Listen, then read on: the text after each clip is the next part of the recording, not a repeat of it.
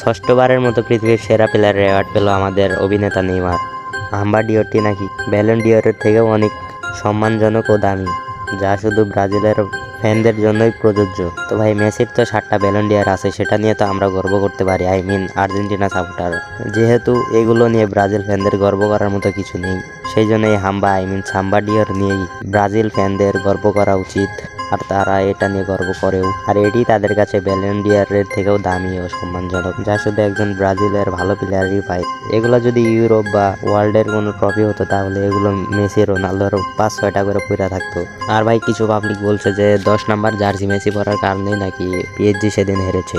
তো ভাই, একটা ম্যাচ হারতেই পারে, স্বাভাবিক, কিন্তু সব দোষ যে মেসির তাই না। মেসি পর্যাপ্ত পরিমাণ ভালো খেলেছে সেই ম্যাচে।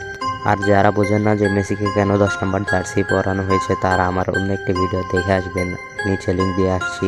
আর মেসি ছাড়া 10 নাম্বার জার্সিটি যেন অপূর্ণ।